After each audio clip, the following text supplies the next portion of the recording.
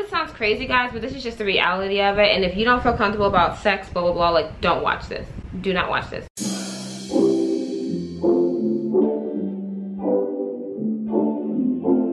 Hey guys, welcome to my channel. I don't know if I'm gonna put this on the main channel or the vlog channel, but y'all, your girl has been having a really hard time recording this. The very first time I did this video, I'm so pissed because I went and I was just trying to make space on my memory card, and boom, I deleted this because I thought that everything had uploaded to iMovie. It didn't. So yeah, we are doing this video again.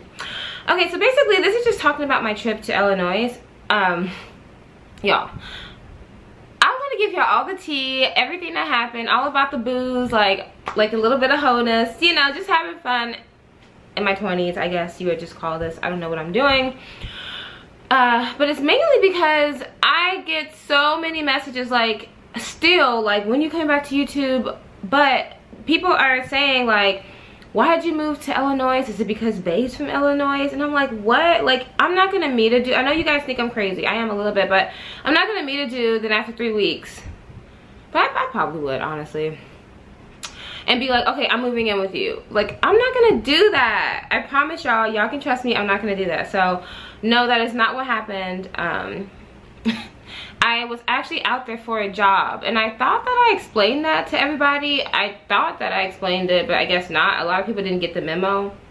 And let's be real here, y'all love the lives. Like, that's like, it's not even like up for debate. The lives get way more views, but a lot of people don't watch them.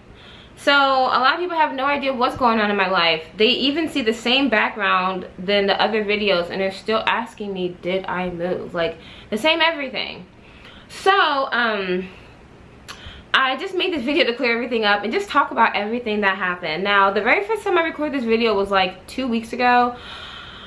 We were fresh off of our road trip. Like, we were just so happy. Like, I mean, it was a couple days after he had left, so you know, I was in a different mindset, but things have settled down. I still have the same mindset, but you know, things are a little bit more clearer now. You know, it's not so fucking cloudy.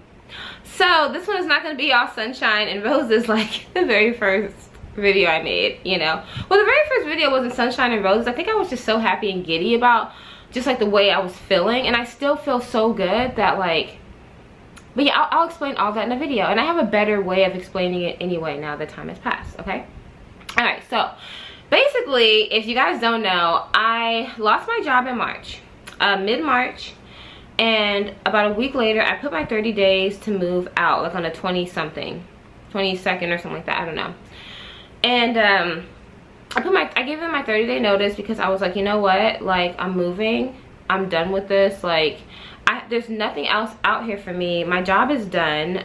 I don't have a boo here. I don't have nothing really going on out here. I'm just kind of existing here, paying bills. So I put my 30-day notice in, and Keston's mom calls me, and she's like, hey, you're interested in doing Firewatch, right? And I was like, yeah. And then she's like, okay, there's a job coming up, and it's like, it's a 2-week job, and then we go to another location, something like that. And then we'll be there for like a month or so, I don't know. So I met up with her, and we went to the interview. You know, we did our application, we got the job. But then she was like, there's a job in Chicago too. And I was like, maybe we should do that job instead. It's in Illinois. Because, okay, so both jobs paid exactly the same, except whenever you travel for these companies, they will pay you a thing called per diem. Per diems are usually 75 to like 175 per day on top of your base pay. Then they're gonna pay you like a bonus for finishing the job. They'll pay you for mileage, so you get paid a whole bunch of extra things just to travel. And it's just like the money, like anybody will tell you in the industry, the money is in the traveling. So we decided to just road trip it to Illinois. Now at first everything was like so hectic. Like, we got the job, like we filled out all of our paperwork, all of our testing on Friday. She wanted us to be in Illinois on Monday. Now, I had no problem with being there on Monday, but his mom, we were supposed to be riding together, and then that completely changed. She wanted to do like some personal things for herself. I had nothing going on here, so I could just pack my shit and leave. because by the weekend was over, I was done with everything. I had cleaned my room. I rented out this bedroom because I didn't want to be paying like a bunch of extra bills out there. I really want to stack my money. And so I had like no bills except for my car note and my insurance. Well, actually, I don't, like, because that person was there, I actually didn't even have that. So yeah, I didn't have any bills. I was literally just stacking it. A bunch of drama happened with that, but I'll tell you guys about that later. Anyway, we ended up not leaving until like Monday night. And it was like literally like 4 o'clock in the morning, Tuesday morning, technically. So, you know, and we didn't even ride together. Like, her son, Keston, was like, you know, I don't think you guys should ride together because my mom has a lot of stuff. She likes to bring her pots and pans, like a whole bunch of other things. He's just like, she likes to bring a lot of stuff. But at the same time, we were very confused because his mom's car like isn't that reliable. I was nervous about it, but she ended up getting it fixed, and we basically left together, but we didn't make it there together because she had to go kind of slow. I didn't want us to be too tired once we got back, and I wanted to make sure like I got the place and it's in a good area, like everything's good. So she wanted to get a hotel. The hotel would have been about $1,400 a month, and we would have each paid about $700 a month, which isn't that bad. Let me see, wait, 4, 8, 12, 16. No, the hotel would have been, yeah, about $1,300, whatever, a month. But I ended up finding this basement on Craigslist, and it was a 2-bedroom finished basement with a shower, like full bathroom. So I was like, forget that, like, it's only $800 for the both of us. I asked the lady, could both of us stay with them? And then she said, yeah, like we could stay with her. And it was only $400 per person. And I was like, you know what? Also, I don't need internet. I don't need cable. All that shit is just gonna distract me, and I'm not gonna do my job well because I know myself. I can be online like 12 hours straight and I won't even notice it, you know? So actually not having that distraction was a good thing for me, but it was gonna make my cell phone bill kind of weird, like because all the overages, but whatever. And it was crazy because she, like the Wi-Fi, she thinks she was like, and it's an extra 20 bucks a month or something for Wi-Fi. I don't remember, but I didn't even pay it. We just paid our full $400 a piece. I get on the road, you know, I'm having fun, I'm chilling, you know, I'm going through Arkansas, St. Louis, like all those places, and I'm seeing things that I want to do on the way. I'm like, dang, like when I leave here, like on the way, I really want to like do some stuff, you know? And so I stop at a few places. I remember I stopped in Alabama, and I remember like they had this really cool downtown. I think I don't know if it's in Pocahontas. I don't know. Oh no, I think it was Arkansas, not Alabama. But it's called Pocahontas or something, but they have like a really cool downtown. I've never seen such a cute little quaint downtown, but I could tell that place is creepy and racist, so I was like, no. And then, you know, I just kept going, and I made it there. Now, because I had stopped, I had to stop for gas, like I had to go pee, like I was drinking, I was eating, like I was chilling. It took me about 18 hours to get there, and plus, it's from where I left at. I left from her house. Her house is 2 hours out of the way. So I could have literally gotten there in about like 15, 16 hours, but it took me like 18 hours. So I make it there around like 11:30 at night. The girl stayed up for us. I made it to the basement. I emptied some of my things out, and I gave her the nice room, and I got like the crappy ass room. So there were 2 rooms in there. The first room was like an actual bedroom with a fan. The floor was finished and it was big. The second room was like this crappy, like little tiny room with tile floor because it used to be where the lady did hair. And so I got the crappy room, but it was okay because his mom had gotten me the job, and I really, really, really appreciated it. So I was like, you know what? I don't want her to worry about anything. Like I was gonna drive, and I was gonna make sure we had a place, and then she's gonna get the comfortable room, like, because I really appreciate what she did for me. We get there, we have to do more testing. We have to do a scaffold test. That's where you put the harness on. You got to make sure that you can climb. We had to do other like test, blah, blah, blah. We had to get our certifications. I mean, for this job, you needed like 6 certifications. You got to make sure you have your basic plus. Everything's updated. The company pays for everything, like, just so you guys know. So we're doing our testing, and we're getting like little supplies. The very first, like, so I just want to say this. When we got to Illinois, the reason why we even decided on it is because we were like, oh, it's not going to be cold. Like, it's April. Like, it's April, right? Y'all. it was so cold. It was like the basement was even colder. Like, I haven't been in a basement in, like, I have to say about 10 years since I was in Nebraska. Cold, cold, cold, cold, cold, cold. Like, the first night I was so cold that, like, I went and I took me a really hot shower. I jumped into bed. It was so cold down there that the coldness woke me out of my sleep. That's how bad it was. Like, my feet were like becoming numb because it was so cold. So yeah, she ended up not even making it the first night. She was still on her way. It took her about 26 hours to get here. So the next morning, we had to be up, like I said, to do our orientation. This was Tuesday, so just so I don't get you guys all jumbled up, we got the job that Friday, like March like 30th or something. I don't remember necessarily what it was, 29th. We ended up leaving April 2nd early in the morning. We made it there April in the evening, like that night. So I made it there. Then on Wednesday is when we started our orientations and all that stuff. So she made it there just in time, 6 a.m. for our class. Like, she left 4 a.m. the day before. So she made it, and that's the point. Now, that day, because we had so much testing, I didn't want to work that night, but they did offer us, like, it's a graveyard shift, you guys can work. I was like, no. She tried to work, and she kept forgetting her badge, and I think that she just needed some sleep. So she kept coming back and forth. We both just ended up just sleeping that night and refreshing ourselves for the next day. Thursday night is when we officially started the job. Now we get there, and I was kind of shy. I saw this one girl. At first I wasn't sure what she was, and the only reason why I'm mentioning this girl is because I'm going to mention her later. I thought that she was like a transgender girl.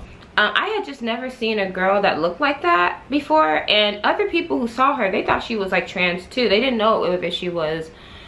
I thought she was just transitioning or something, but she turned out to be all woman. She just was a very masculine, like not even like a masculine what you would think. Like, she looked like a dragon, basically. I thought she looked like a dragon with eyelashes and a wig, and like a 30-inch wig. That's what this girl looked like. Now, when I first got there, I saw this guy, and I was like, oh my gosh. I was like, who the fuck is that? That nigga sexy. When I saw him, I was just like, oh. Now, I first thought to myself, like, oh, this dude is so immature. Like, I thought he was in his 20s, and come to find out he wasn't. But I thought he was, like, you know, and even up close, he looked young. And so my very first job, I had to work with him. This guy, we're just gonna name him Robert, okay? So I get to the welding tent. Basically what my job is, I have to watch people work to make sure that nothing catches on fire. That is basically what my job description is. And I have to do precautionary things to make sure that they don't catch on fire also, because fires are very big at plants, very big, because of all the hazardous chemicals, welding, sparks, blah, blah, blah, blah, blah, blah, blah. So, all right, first night, we're in the welding tent. I got so lucky because, number one, I didn't have good FR clothing. FR is fire resistant clothing, and you can only have that on the outside of your clothing. So I had to wear sweats, socks, boots, a jacket under my coveralls, under these ugly ass blue coveralls that you have to wear. So I wore that. I was looking so ugly. Like, my hair wasn't done, my makeup was kind of done, but like everything else, I just looked a mess, guys. Like, I literally looked like I was like 50 years old. I was so ugly. I grabbed this wig, thank goodness, before I left here, like before I left from Houston. I'm so happy because I almost didn't bring it because I was like, whatever, I don't need this wig. No. This wig literally saved my life. Okay, it didn't really save my life, but it saved my personal life. Alright, so when I first got there, you know, everybody was cool. Me and Betty, we were together. Me and Keston's mom were together a lot. Like, the first 2 weeks I drove everywhere. Like, her car was parked on the street, but I drove like to the store. Like, I drove us everywhere, like to work, back, like everything, right? Because I was so appreciative. Like, I didn't even really want her to like drive or do anything. I just wanted her to worry about working. I would take care of everything else. But she's a grown woman, and she's done so many of these jobs before. It's not like she needs me or anything, you know? I was just very happy. Anyway, after the first couple weeks, I kind of wanted to start doing things on my own. So this one guy wanted to hang out, and I didn't even really want to hang out with him, but I was just like, you know what, I'm curious about this dude, let me hang out with him. So we hung out. He ended up bringing me home. He lived literally almost an hour away in traffic, and my place was only like 8 minutes. And so I could not believe that somebody actually drove this every day to work, right? But he's making a lot of money, so why not? This nigga, oh my gosh, I ended up making it literally back to the house at 6. When I pulled up, she was leaving for work. And after that day, we never drove together again, and that was completely fine. It wasn't like a bad thing, it's just that we don't have to do that, you know. So and then after a while, I ended up, because I wasn't home, I just told her, like, look, I'll park on the street, you park in the driveway, because it was only a 2-car driveway, and the girl, she needed to get out of her garage. So one of us, because I was a primary driver, I always parked in the driveway. But anyway, that all changed. Like, I told her just to take it, so now her job was even easier. I made it to work on time, but then I was like, ooh, okay, I cannot keep doing that. Like, that was a real waste of my time. Like, the guy, like, a real waste. So the job is going smooth. I'm getting a lot of attention because there were no cute girls there, and I'm just being honest here. There weren't any.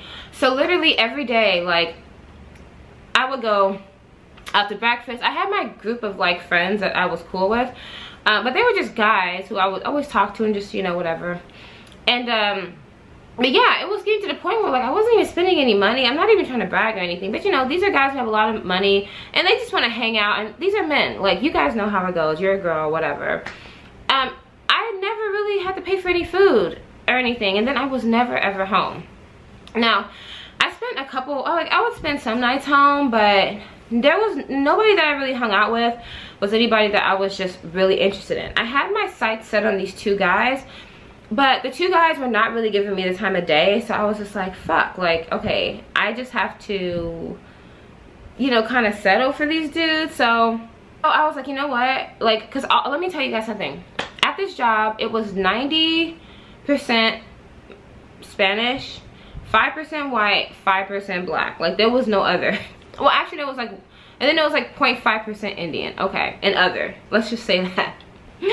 But like, yeah, there was no Asian people, like no other races there. And the Spanish people, the Spanish men there, they were so aggressive. Like, so aggressive with trying to get with people. It was crazy. And the black guys, they were like not giving nobody any type of day. Like, not even like the not that good looking black guys were like acting like they were too good. They weren't interested in anybody. And I mean, I'm not even talking like trying to get with people. I'm just talking about being friendly. Like, I understand that some of them had been married or whatever, and they probably were cheating on their wives before, and they're trying to gain back their wife's trust. I don't know. But yeah, I was like, damn, you know, even if I, like, my job was to talk to them, even if I was trying to talk to them, they would be very, very short. So one day I'm working, and this guy comes upstairs, and he is muscly. Like, he has so much muscle. He's like 6'2", 6'3", and I was just like, and he's young. Like, ooh, y'all know how I feel about young niggas.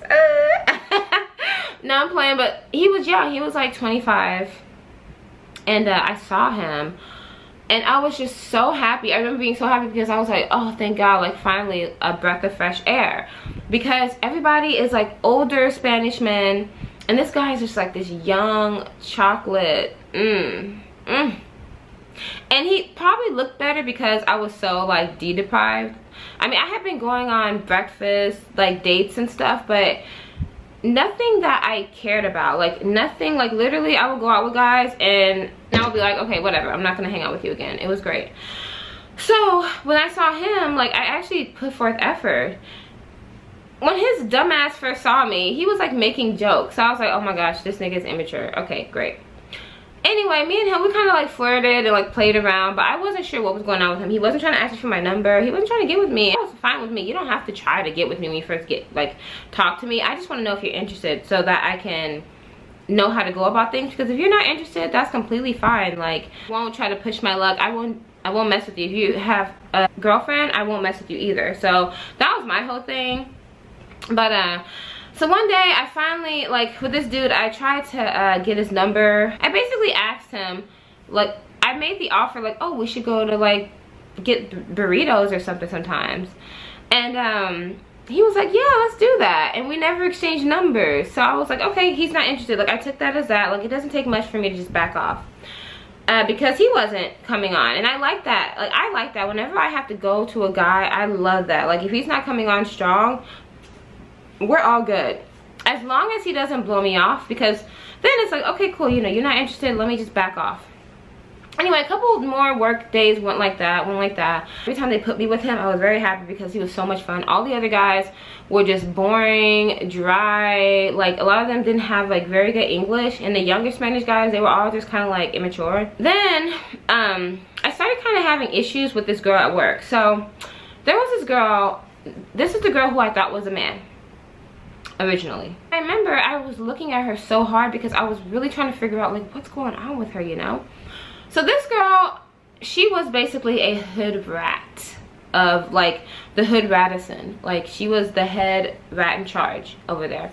Her family, like, almost a lot of her family members do fire watching, so she gets a lot of fire watch jobs, and then she'll get her cousins a fire watch job. So basically it was their whole family there that was fire watching. Now when I first met her, she was like, yeah, you should go out with us, like, on our next fatigue day. Like, let's go out. If you guys don't know what a fatigue day is, at this job you do 12 hours a day and you get 2 days off per month. So every 14 days you get a day off. Every 13 days your 14th day is off.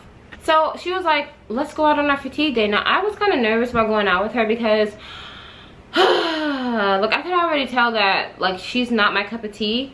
And it's not that I can't get along with other people, it's just that they will make it a point to not get along with me. And it's like, why put myself even in that position when I don't have to? That was my whole ordeal, and I ended up being right. Okay, she brings out her cousin from California. And her cousin, I thought she was cool. She ended up being a fake ass bitch. And so I could tell, like, fuck, like, I'm really alone here. Like, I do have Keston's mom, but, like, she's a much older lady. Like, she's almost 60, and you know, like, it's just not like even though we live together, it's just like we're just working together and we're just traveling for work, trying to make things easier. I guess we're about like a month into the job. The job is going along, nothing exciting is happening. Same old people, same old this, same old that. Like, have like new people coming in like every week. Literally, like, some new people will come in like every Tuesday. And they basically had like majority of their fire watches. There was this one dude, he was so annoying. His name was Casey. He was really annoying. Thank goodness I didn't really have to work with him. So at this job, they play a lot of politics. Basically, like, our foreman was a Spanish person, or the foreman was like, the foreman is your supervisor. And the Spanish people will usually get all the Spanish people in. And that's just how it is. Like, they'll have their kids on every single turnaround. They'll have their kids in the tool room. They'll have their kids driving the buses. They won't have their kids doing any of the real, like, dirty work. Like, for instance, what fire watching would be considered dirty work. The day shift manager, all his kids and like a friend of his kids were bus drivers. They're the bus drivers on every job. They hired in these 2 new Spanish girls.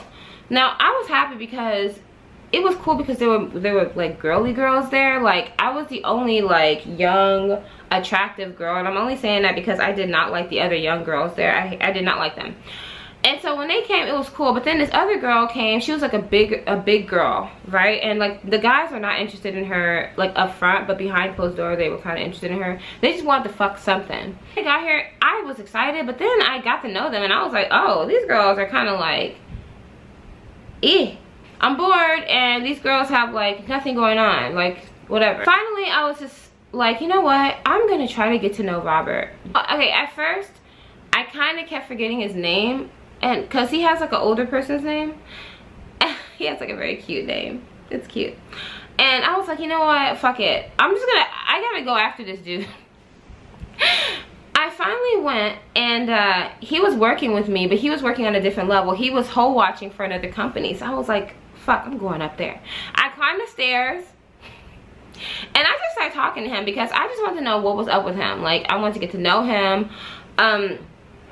I had done a couple things to try to get to know him, but it didn't really work. Like, for instance, one day I was talking to one of the welding foremans, and pipe fitter foreman, and we were talking, and he told me like,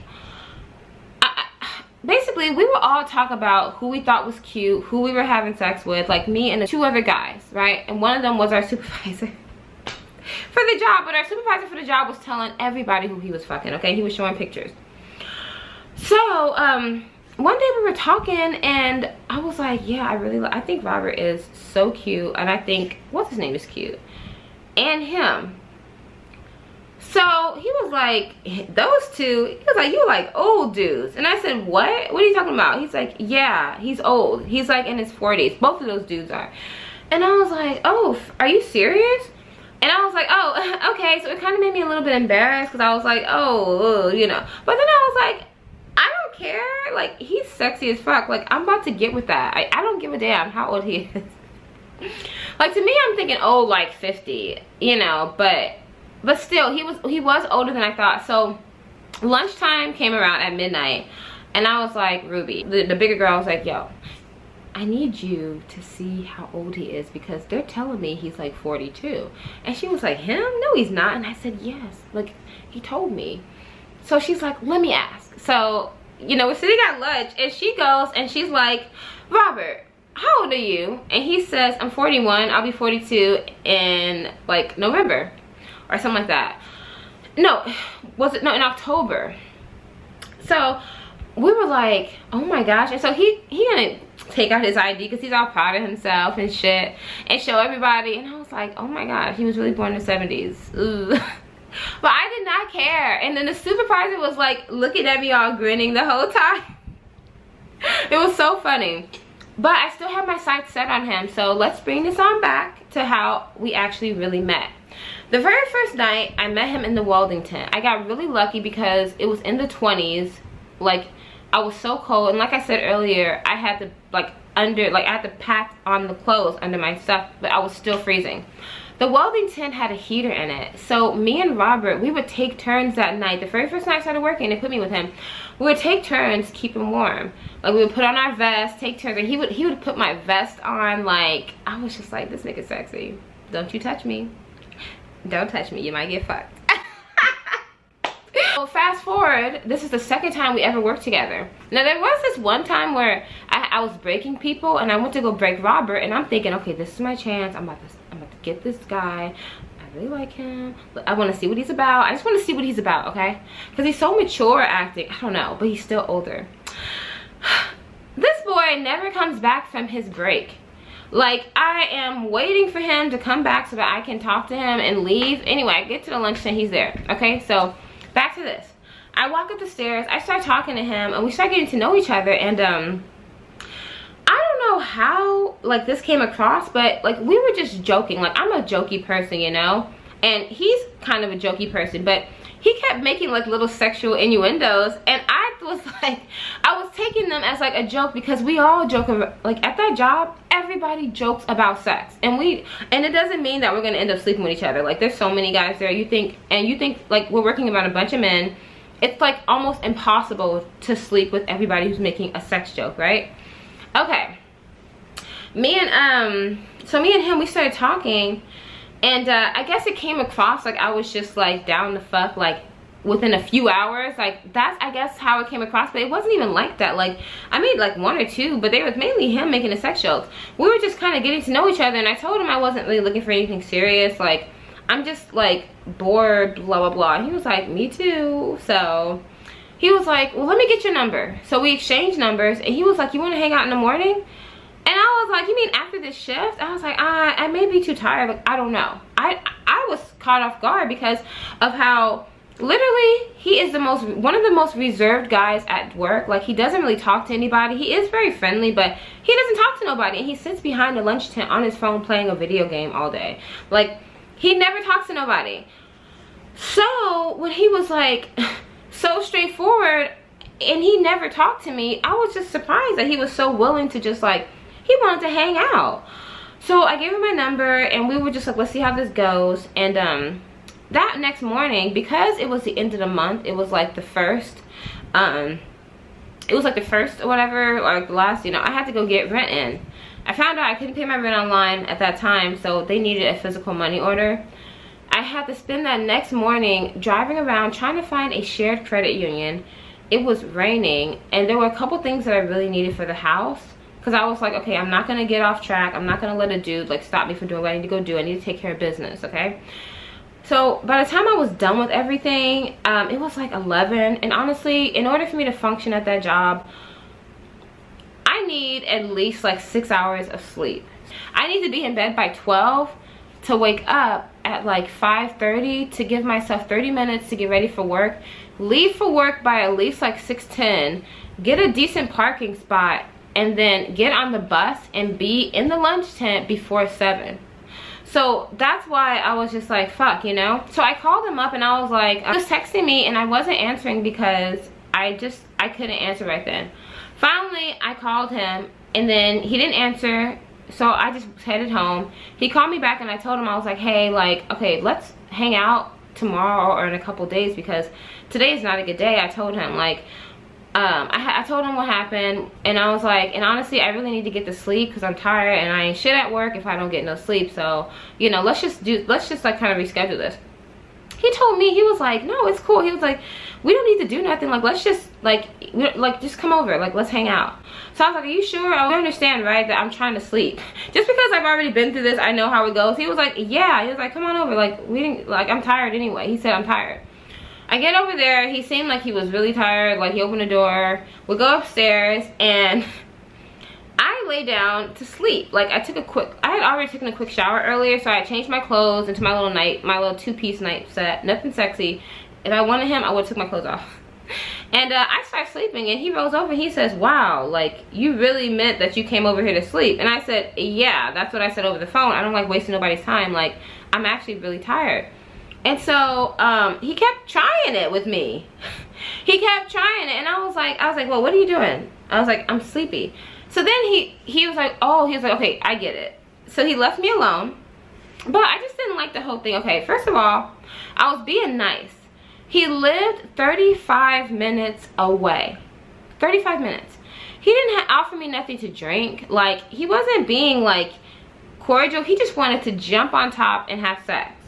And I was not really feeling that. I was like, you know what, like I don't know, like I know that I just want to fuck, but not like this. Like I'm very tired. I don't like how this is happening. Like it's the morning time and there's some personal hygiene that I'm not happy with right now. So I was just like, you know what, so I got up. Look, after I got a few hours of sleep, I got up, I got ready for work, and I left. I got me some Popeyes, went to work. We got to work, he told me like, hey, I forgot my brush, and he said he had left it out for me. So I kind of just ignored him. The second day, that morning, he stopped by my house, and he brought me my brush. I grabbed it, I said thank you, and I went back in the house, because I was like not interested in him no more. I think by like the second day, like that night after he dropped off the brush, he texted me and he said, so what, are we ever gonna hang out again? And I said, yeah, if you can let me sleep. I was like, I actually do need sleep after work. I'm not like other people. He said, oh, he's like, I get it now. He's like, I understand, like, you actually mean it when you say that. He said, I thought that you were honestly just trying to play hard to get, blah, blah, blah. And I was like, no, I'm not. Like, I really needed sleep that day. And so he said, okay. He's like, I got you, I got you. And I said, another problem is you're just way too far. Like, the drive is so far. So he said, okay, like, I'll pick you up. And so after that, I did not drive anymore until later. Literally every single day, he picked me up to his house. He would drop me off at my house. I would go get ready to work, and then I would drive to work, right? Every day. And, but, oh, guys, okay, so let me just tell you guys a series of unfortunate events that happened with our sex life, okay? And this is funny, okay? The very first time we tried to have sex, it was a mess.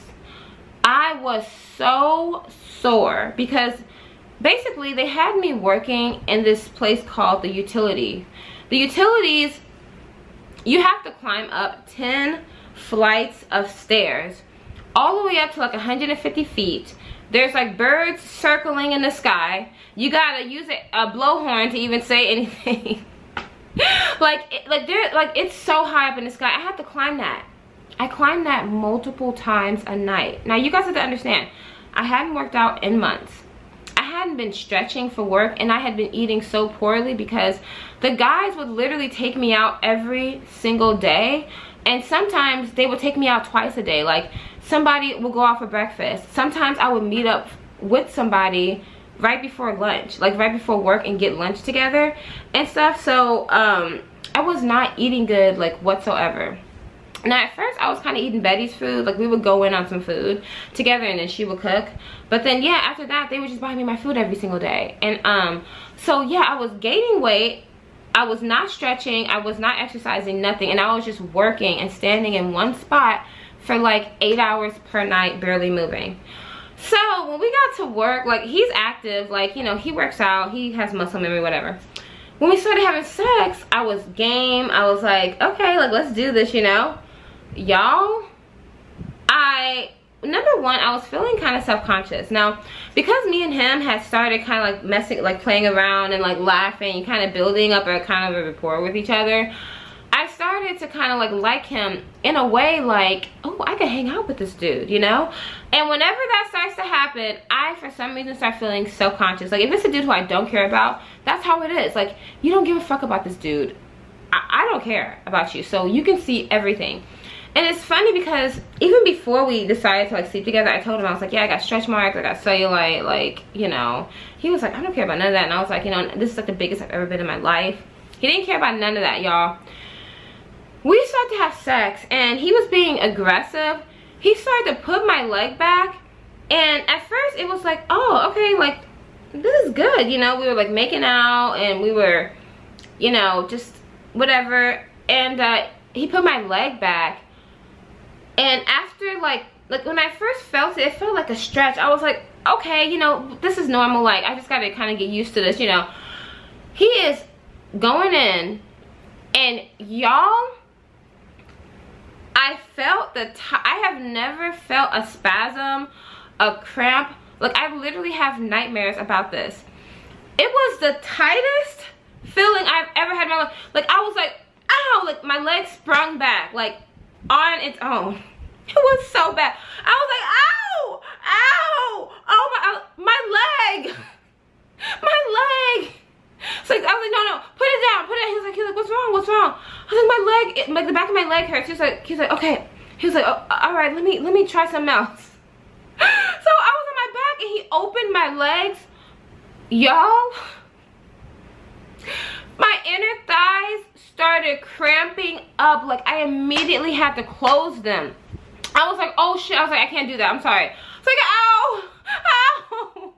I was like, I was like, I don't know what's wrong. Like, my legs are hurting. Like, they're cramping really bad. He was like, okay, just kind of stretch it out a little bit. He's still inside. This nigga here. So, y'all, during sex, I'm trying to, like, kind of stretch out my legs a little bit because I wanted to have sex so bad, and I wanted him so bad. I was like, let me just fix this. Everything started just happening. I was feeling self-conscious about my body. To top it all off, like, I'm feeling cramps, like crazy cramps. I was like, where is bananas and a soap with newspaper when you need it? He's going in, and I finally found kind of like a comfortable medium. My legs were still hurting. They weren't cramping so much. I was so wet, like the love slime down there. It was like really slimy, and he was pushing down like on the back of my vagina. So I'm thinking to myself, like, oh shit, oh my, like literally shit. And so I told him, I was like, and he was like, what? He's like, he's just on top going in. He's like, what are you talking about? And he's like, move your leg, let me see. He's like, I don't see nothing. And I was like, are you sure? I was like, stop. I was like, stop. He was like, no. He's like, you're fine. I felt under there. I looked at my fingers and I was like, okay, like, okay, wow, there's just a lot of slime. And I was like, so I just told him, I said, you're pushing down too hard. Like, let's try something else. We tried doing it from the side. Guys, my love handles, like, my sides were hurting. Like, hurting. I could not believe how sore I was. But it wasn't that bad. Like, we did it on the side. Like, we were good. And, it was just bad. It was honestly, like, one of my worst first times of my life. Like, I'm not even kidding. I've never had a first time like that in my life. Like, and it was all because of me. And a little bit because of him. A little bit. And, you know, that's my whole reasoning.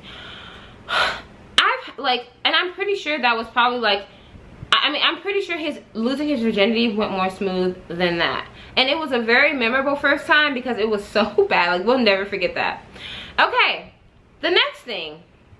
me and him were like, okay, I'm gonna redeem myself. I'm about to fuck this nigga into oblivion. I go and I have my damn period. He literally calls me and he's like, hey, like, you know, we're supposed to be meeting up that day. He's on his way to come pick me up. I'm in the shower, and because we didn't do nothing, I don't think the second day, I don't remember, but my period is only 2 or 3 days long. And I told him like, hey, you know, I'm on my period. You know, I told him that like Mother Nature was here. He was like, oh, that's fine. He was like, we don't have to do nothing. I'm like, do you understand what I'm saying, right? He's like, yeah, you're on your period. He's like, I don't care, I'm still on the way. He comes, he picks me up, and he brings me to his house, and we just spent the day. I'm bleeding, we're watching movies, we're cuddling, we're laughing, we're just hanging out, talking. Like, it was just a good day. We got some food to eat, and then he bought me, like, he went to this soul food restaurant and he had like got me some food. It was like, it was just really cool. You know, I was like, okay, this is kind of what I need to kind of, you know. So we had already had bad sex, I'm on my period. So then I'm starting to think, okay, everything's good, right? No. Okay, y'all, I'm in the shower. I get scared by a fucking spider, and I back into something like a sharp metal piece. I cut my ass about 6 inches long. There's a fucking scar on my booty. I cut my ass, y'all. Yes. And it was hurting, and I even told him, we were finally like trying to get the groove of our sex life going, you know, blah blah. And this time I was like, you know what, I'm sick of this. Like, this is literally our 4th time hanging out or so. Like, sex has just been so bad. And yeah, so we ended up like doing it, and I had this scar on my booty, and there was like a little bit of blood on the bed because of the scar. And you know, he told me, like, we were trying to like compromise and do different positions, but I was like, nope, just fuck me, let's go. So stupid. So stupid. That scar had a huge impact on our sex life because it started getting darker and darker and just uglier and uglier. I was just like, damn, like, this is like, I didn't even want to do doggy style. I didn't want to do reverse cowgirl. And he even felt the scar, and he was like, damn, it is long. And that just like, oh my gosh, I was just, you know, he wasn't even trying to be rude, but he was like, yeah, he was like, are you okay? So I'm just like thinking to myself, like, okay, are we just not supposed to be having sex? Like, what's going on here? After I kind of got over those things, like, you know, and you know, some of the things that happened, we ended up like, basically we were fucking each other like rabbits every single day. We would be doing it like 3-4 times a day. Like, we would be like making plans, okay, let's go to the grocery store. We would not even make it out of the house because like by the time we were done, it would be time for work. We wouldn't have time to do other stuff. Like, we'd be like, okay, let's go wash the car. We would have sex before we washed the car, even though we had just had sex that morning. We would get back from washing the car, and we would fuck more. Like, just sex. A lot of sex, okay? I was so horny, and I was bringing it out on him. Poor guy. Ooh. So the days go on. We're spending our fatigue days together. Like, and I liked it because he would plan shit. Like, one night we both got dressed up. We went to the movies. It was just cool, and we had like good food. We were just having such a good time. Like, good food, good sex, good company, all for like a month. And that's like, it was like a vacation. Like, even though we were working fucking 12 hours a day, it was just so good. So we had a couple incidents. Like, okay, I'm not trying to get off of subject or anything. It's just that, like, these are things that happen. 2 incidents happened.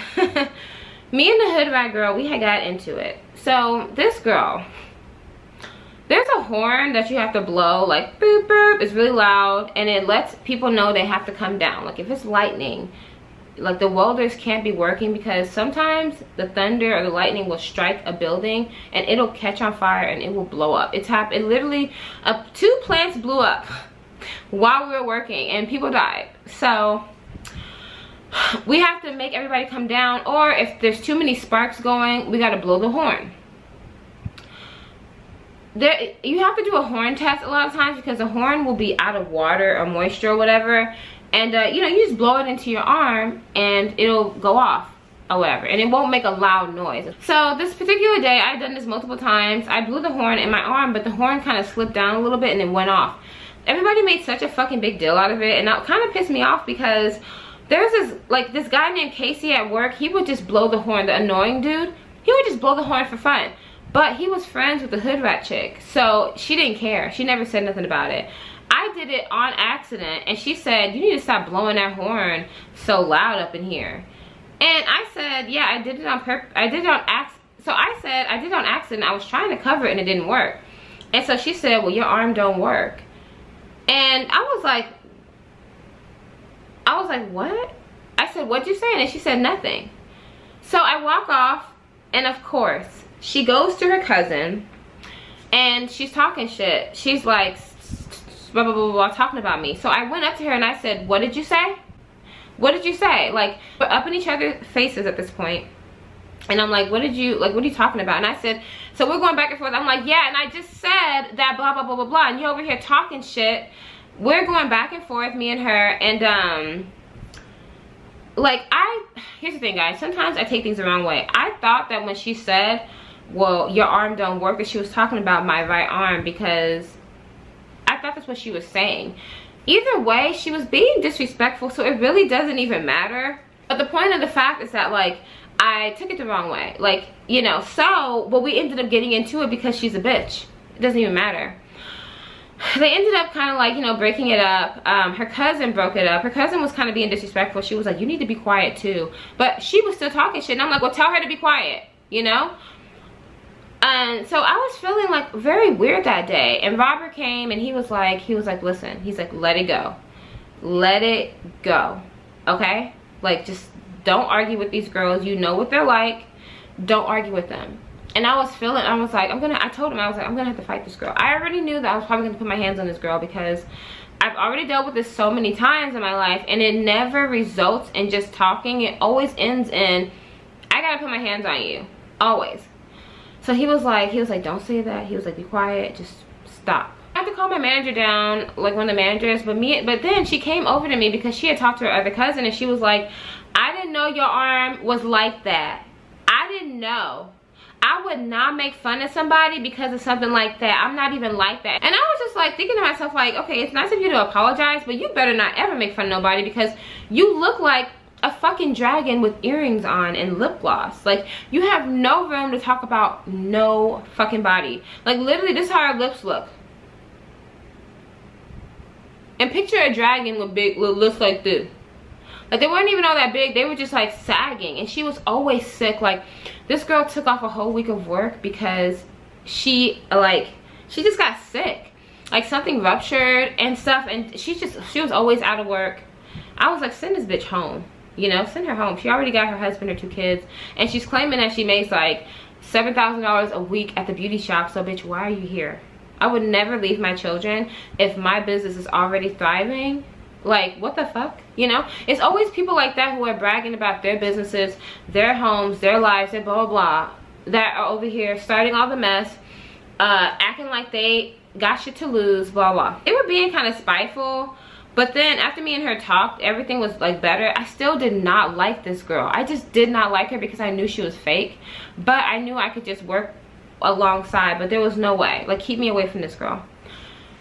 It brought up the conversation about my arm. So one day we were sitting outside of the welding tent where we met because it was starting to get towards the end of things and there was less work that needed to be done. Like, we had a lot of downtime, and he would come to the tent because I just, like, okay, let me just say this, like, he made me feel so good all the time. And he has that personality where he just knows how to make people feel good. He has that, you know, that smile, but that smile doesn't work on me. It's the things that he does that works for me.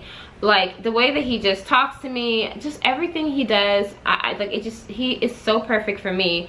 It makes me feel good. I just wanted to be around him when I wasn't feeling very good. I had a couple things on my mind. Like, number one, before me and that girl had even got into it, me and her cousin one day, we were talking, and she was talking about all the dudes who she wanted. Robert was one of them. The muscular dude was another one.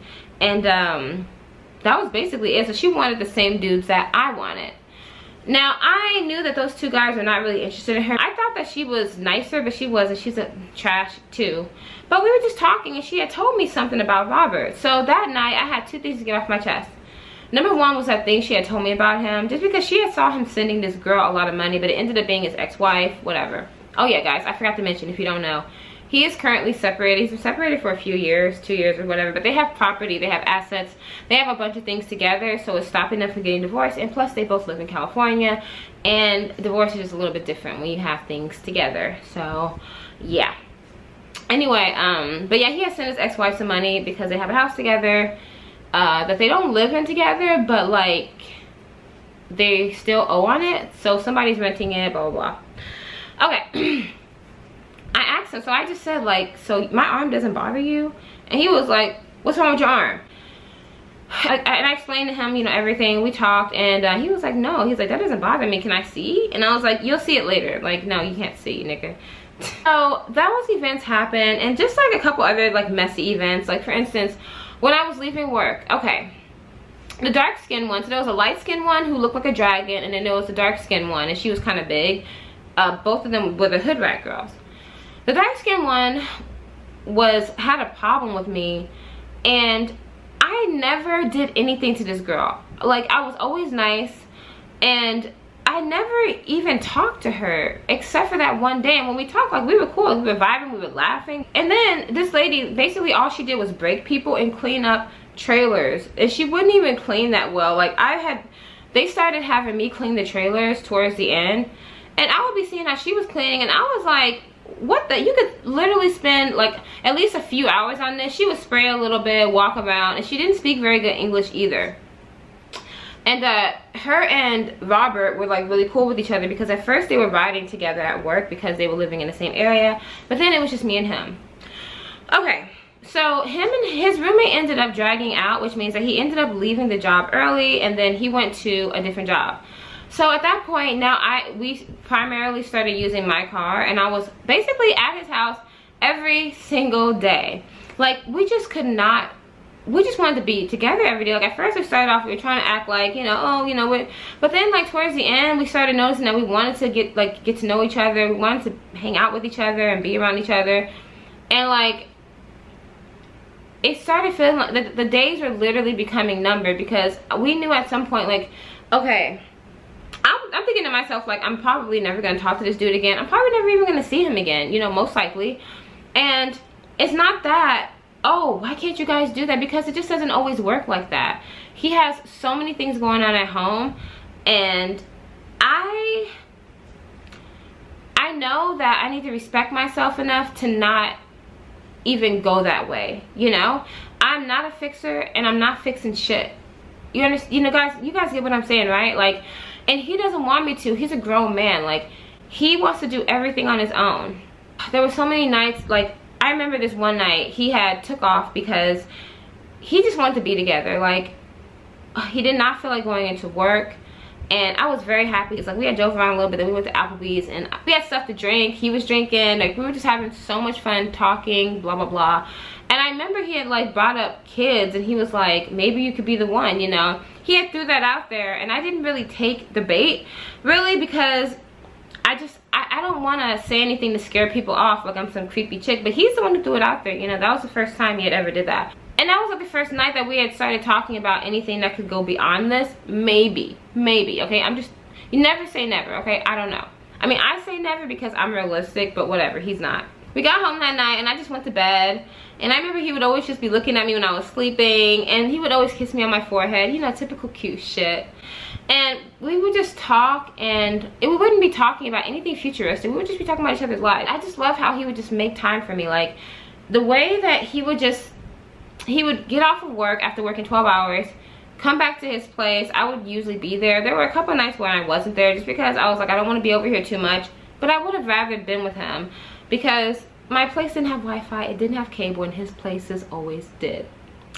And but yeah, like, it was just so many things like that. And then it made, like, the job was fun because we could sneak around. Like, we would go to the back, and we would like sneak a couple kisses, we would like hug.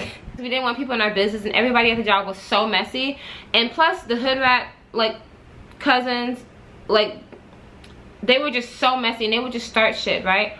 Oh yeah, that's what I forgot to tell you guys. Okay, so back to the story when I was saying that she liked him, but she didn't like me, and she would be talking shit about me. When layoffs came, and they kept, like, some of the people, they laid me off, But before that, she told Robert, she said, shit, if anything, I don't need to go home, you know, because they were talking about sending her home because she had missed a lot of days. And they were like, if anything, they should be sending Irma home. She's the one with the attitude. These girls will be talking about me to him and to the muscular dude just so that they can make me look bad and look less appealing to these dudes. And it wasn't working. They were just making themselves look bad. Like, both of the guys even said it, okay? Now, at the job, like, there were a couple of things that happened. So, let me see. When that happened, this was like the day before or so that I had got laid off.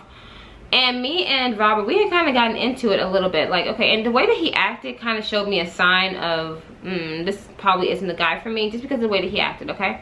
So, there were two instances that this happened. Once, when I asked him about, like, his marriage, and he was like, well, you know, if you're not comfortable with it, you know, we don't gotta talk. You know, it was like that. And I was like, okay. Yeah, it's just the way that he went about it. It happened again recently, but he went about it differently. Like, he tried to, I don't know, like, he's willing to, I think that he sees that, I mean, more of like a person that could possibly be in his life longer, even if it's just as a friend. But yeah, so this is what happened. After she said that, he laughed. He told me, he was like, I just laughed because I know that it's not true about you. And I was like, well, why did you laugh? Like, you know, I said, whenever you laugh like that and kiki with those girls, I call it kikiing. Whenever you do that with them, like, they think that, you know, oh, that's true, like, she is like that, you know, you don't even have to say it. That's all the ammo that this girl who hates me, that's all that this girl needs. That's all the ammo she needs, right? And I was trying to explain that to him, and I told him, I was like, and he was like, no, it's not. And I was like, yeah, it is, like, you're making it sound. He was like, then he got really defensive, and he was like, I'm not like one of these blah blah blah niggas who blah blah blah blah, okay? And I was like, what? And I said to him, I was like, you're crazy. I said, I wasn't even talking about that. I said what I said, you know, it was kind of stupid. I was just like, all I'm saying is that when you do that, and then we went back to his place, I remember, and it was really awkward. And he, like, I wasn't really talking. I was just like not happy because there was just a series of events that were happening that day. Okay, I had to leave for like 2 hours just now because I had to go pick up my birth certificate from my mom. I'm trying to get a passport, guys, so we'll see how this works. What was I even talking about? Okay, for instance, there was a series of events that was happening to me. Like, for instance, him giving me, he's the one who told me that the girl had told him, like, that I'm the one who needed to be fired because of my attitude. And I know that she went to my foreman, okay? And she told him that, like, my foreman, he was this guy, like I said, guys, he's a Spanish guy. He was only looking out for all the Spanish people. All the Spanish people, of course, made it to the end. Even people who hadn't been there long, even people who weren't really doing their job well. And he even made, they only allowed Spanish people to be drivers on this job, only. So that's just like what was happening on this job. It was a lot of favoritism. But he was also scared of the hood rat girls because they've been doing this for years, and their family, like, all of their family does this. So a lot of it is who you know, like I said, in the job. So I already know that she went to him and was like, you know, Irma, she's been she's probably like not doing nothing, she should go home. I know that she did that. Now the crazy thing is that, like, the hood rat people, like, it was her uncle and her, and then like the cousin and the sister, all four of them. All the two girls did was hang out in the smoke shack. Like, that's it. Like, there's a place where you can smoke and you can sit, and like there's even like a heater in there. And like, she always had the heater like way up, from what I heard, like everybody was talking about it and stuff. And like, that's all they did was sit at different smoke shacks. Because one time I was driving around because they had me cleaning the trailers, and when I drove around, I was like, hold up, is that them? Oh, and they were far. Like, these girls would go to different like smoke shacks that were far away so that they didn't have to work. So when she said that, I was like, my attitude, I've only gotten an attitude one time, and that's because your cousin deserved it, and we already squashed that shit. So I didn't even understand why this girl was still talking shit. I think that she had an idea because towards the end, like, at first me and Robert, like, we were both really trying to like play cool with each other. Like, we would get to work and we would act like we didn't know each other, knowing damn well we just spent the whole day together. like, you know, doing whatever we do, because we would always go to breakfast together. We just, whatever, I just think about him. I'm just thinking about things like, I tried to forget a lot of this stuff because I didn't want to catch feelings or anything at the time. So I pushed a lot of it back in my memory. A lot of the way that I feel is about a feeling. It's like, I remember how I felt, you know, at the time. Like, I don't even remember a lot of it. That's why I have to keep like throwing things out there that we did, because I'm like, oh shit, like we did that. Like, and I know how I felt. But that day, like, I just saw a different side of him. And sometimes when we do get like into like little, we don't get into like necessarily like arguments. I keep looking at the viewfinder because I want to make sure that I'm not blurry. Okay, I think I'm good here. I think. Okay, I was probably blurry that whole time, but I don't think you guys even care about that.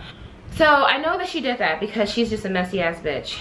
All right, 5 o'clock, around 5 o'clock in the morning comes around. There was no work for me to do.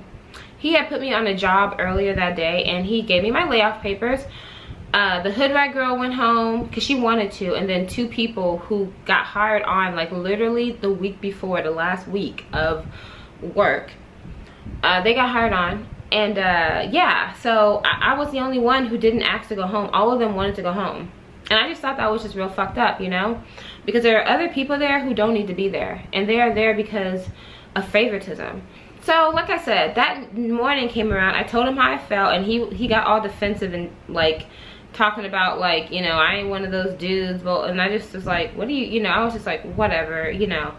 So the next day comes, we get back to the hotel, to his place, like I said earlier, and he was just acting funny, and I just was like sad. I was really sad because we were fighting over something stupid, me and him, like, you know, and the way he was acting, like, it's like, I'm the one who's mad, nigga. Why are you acting all mad? And I'm not even mad at you. I told you how I felt. You got defensive because I called you out.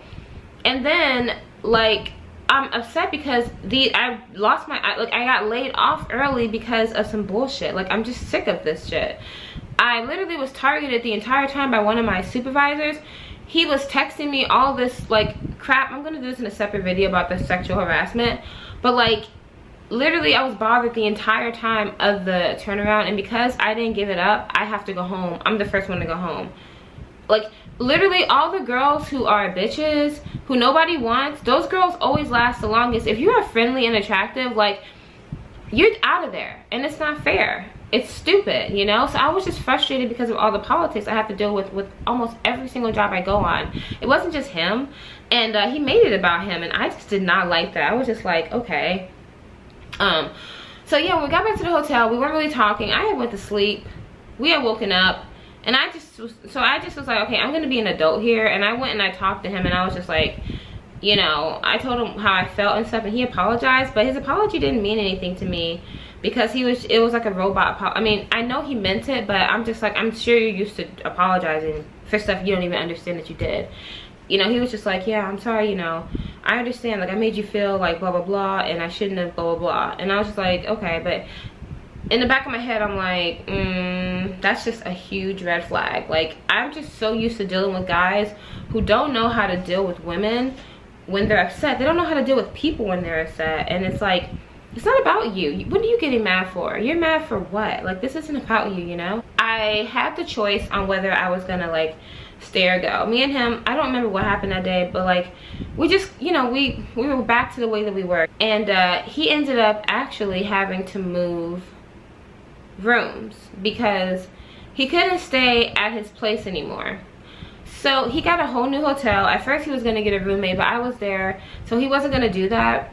And we ended up moving to this sleazy, like, trashy motel that was 20 minutes closer. Like, it was the closest motel. It was so trashy. Like, it was something out of like a cartel movie. It's where niggas hang out at to do drugs. It was, oh my gosh, like, it was so bad. It was so bad. Like, we were in a non-smoking room and it smelled like smoke. Like, when we got there, I was just like, oh shit. Like, the place is called the Manor. Oh, and the hood rats were actually staying there the entire time. They were all staying there in one room, like I think all 4 of them, and then they ended up moving to a separate room. Then they moved back. Anyway, they were all there. And then I remember one time I saw the dark-skinned girl. She was outside. And then we have this Dunkin' Donuts joke because he used to go to Dunkin' Donuts across the street every single day before work to get his coffee. And like one day we were pulling up. Now we were still fairly like new hanging out. And he was driving and we all saw them. And for some reason I felt the need to like kind of hide in my car because I didn't want them to see us together, you know what I mean? But anyway, I was like, fuck this is my car, I don't give a fuck, you know? And I even told him, I was like, I'm not gonna hide, I don't care. And so and they were all just hanging out in front of Dunkin' Donuts, like just chilling, like literally on their phones. So we have this stupid ongoing joke that we're gonna hang out in front of Dunkin' Donuts. Like, and he'll be like, seems like a good day to go hang out at Dunkin'. And I'd be like, shut the fuck up. Like that was just so funny. It's like, I guess I'll just go hang out. Anyways, it's so stupid. It's just a stupid ongoing joke, and we still make the joke because there's literally like no Dunkin' Donuts in Texas, but in Illinois there are more Dunkin' Donuts than there are McDonald's. There's so many of them. I felt like we were getting more cool because I don't know, I wasn't working and he was the only one I was working then, so I was over at his house basically all the time. I had some of my things over there. I still kept things at the basement. Like, I was never at the basement. I think all together I spent maybe about 15 days out of the 2 months I was in Illinois, and I paid for 2 months for that room because I wanted to make sure I had a place for me to go just in case we ever got into a fight, and we didn't. I kept my place. I was like literally, Keston's mom had the entire basement to herself. Like, she could have been doing somersaults if she wanted to without bothering, with, you know, to herself. She had the entire basement to herself. She knew I wasn't coming home. And then I ended up moving my air mattress. Okay, so let me not talk about any more details about that. I want to tell you guys about the hookups that I had separately, okay? Now, even though me and Robert, we were getting along, all that good shit, right? Okay, but I'm still single. We're both not committed to each other, and we both kept making it a point, like, you know, this is just friends with benefits, we're just hooking up, like blah blah blah. I mean, even though, like, let's be realistic here, it was turning into more than that. Not like a relationship, but we were like kind of past the whole friends with benefits, because I mean, at first that's not how I was thinking of it. But when I would be telling people like, yeah, I'm hanging out with him today, like I had my little group of friends who I'd be telling, and they're like, you with him every single day? And I'm like, yeah. And they're like, y'all going on dates and blah blah. And I'm like, yeah, you know, we're just like, we're literally just trying to have a good time together, like that's it, you know. And I was trying to explain it to people were not really getting that whole concept of just like meeting somebody and having a lot of things in common, getting along, spending a lot of time together, but just knowing that your time is limited, you know what I'm saying? And I know that sounds like, even though I'm saying it out loud, it's like, really? But that's like, listen guys, this is like the new age of dating. This is what it is. Like, you can be a person's soulmate and you will still not get the time of day. So I don't care. Like, personally, I really don't care. I mean, unless I really just met that person who, and I feel like if that person was like my real soulmate, I don't think that this would even be a question up for grabs, you know what I'm saying? Like, I don't think so. Now, I do have to be honest with you guys, I have never had like such a, I don't know, maybe with Reggie, but it's been, maybe it's just been so long. And that's another thing that I can take away from this. If you guys don't take anything away from this, just understand, like I never had such a natural, strong connection with somebody where I felt so good, where I was like this person just made me feel good. And you know, I thought Reggie was my soulmate from like 10 years ago, longer than that. I feel like I've known that man. And well, no, it hasn't been 10 years. Ooh, it has not been that. It's been like 8 years or something like that. And I thought he was it. I thought he was my soulmate. And I found out years later that he just wasn't, you know? But that doesn't mean that he didn't make me feel good. That doesn't mean that him like treating me well didn't like nourish my need for things and, you know, like make me want to go do shit. That's what I'm saying. When you're treated well, like, you act different, you treat other people differently, like you just have this glow about you. And it's about doing things for yourself, like having that on your own without somebody giving that to you, you know what I mean? But it does help when you've got somebody in your life that's just bigging you up and making you feel like you're the world. Now with all that being said, he's still technically married, and that would just kind of come up a little bit, like I said. And so I was like, you know what, honestly, I had my sights set on 2 dudes. Like, curiosity killed the fucking cat. I was still curious about the muscular dude, the one I told you guys about earlier at the job. So okay, the muscular dude ended up getting laid off a few days before I did, and he ended up staying in Illinois. The last day that he was here, it was around, once again, 5 o'clock in the morning. He texted me, just to backtrack a little bit, guys. He gave me his number, and basically me and this dude spent the entire turnaround joking with each other, fighting with each other, going back and forth, back and forth. I would literally try to avoid him because it was like so much drama all the time with him. The whole time the nigga liked me. So we exchanged phone numbers. He texted me and he sent me like nudes. So I was like, okay, I know what this is. So I texted him back and we decided to go play pool later on that night. Now before we played pool, I told Robert, I was like, hey, how would you feel if I was like sleeping with other people? Now I know this sounds crazy, guys, but this is just the reality of it. And if you don't feel comfortable about sex, blah blah blah, like, don't watch this. Do not watch this. He said, like, I really don't want you sleeping around with other people. He was like, and so I said, well, you know, you're married. I was like, and I said, it's not like I'm the only person you've ever slept with. You've slept with other people, and you know, we're still single. So we had a little back and forth about it, and I even said, like, you just don't want me sleeping with other people. And he was like, yeah. He was like, I actually really don't want you to. So we ended up talking, and he ended up agreeing to it. So he was like, all right, you know, it's fine, like, it's cool. Because he told me, he said, I'll be honest with you, he said, if you start sleeping with that other dude, like, this is over. And so I was like, okay. Like, I'm not trying to be rude, but it wasn't worth, and I knew that the guy was not worth it, but I knew that I could talk to him till he could see my side of things. Like, I'm curious.